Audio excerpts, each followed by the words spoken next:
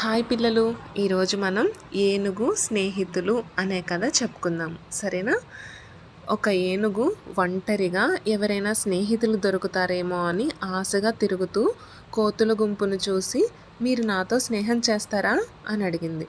కోతులు, అబ్బో, నువ్వు ఇంత పెద్దగా ఉన్నావో, మాలాగా కొమ్మలు పట్టుకొని ఉయ్యాల జంపాల ఊగలవా, అందుకే మనకి స్నేహం కుదరదు అని కటువుగా అన్నాయి. ఆ ఏనుగుకి మళ్ళీ కుందేలు కనిపించింది.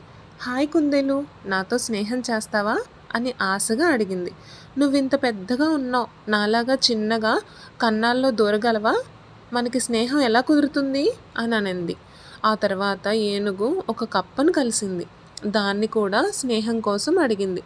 నువ్వింత పెద్దగా ఉన్నావు, నాలాగా గెంతలేవు, నీతో స్నేహం నాకు కుదరదు అని చెప్పింది.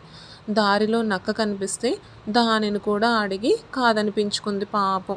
ఈలోగా అడవిలోని జంతువులన్నీ చెల్లాచెదురుగా పరిగెడుతున్నాయి. ఏమైంది, అంత భయంగా పారిపోతున్నారు అని ఒక ఎలుగుబంటిని అడిగింది ఏనుగు. అయ్యో, పులి జంతువుల్ని వేటాడుతుంది అని చెప్పి పారిపోయాయి. ఏనుగు ధైర్యంగా తన స్నేహితులందరినీ కాపాడాలి అనుకుంది. పులికి ఎదురుగా నిలబడి, దయచేసి నా స్నేహితులని చంపొద్దు అని అంది. నీ పని నువ్వు చూసుకో, నీకెందుకు వాళ్ళ గోల అంది పులి. తన మాట వినేటట్టు లేదని ఏనుగు పులిని గట్టిగా కొట్టి బెదరగొట్టింది.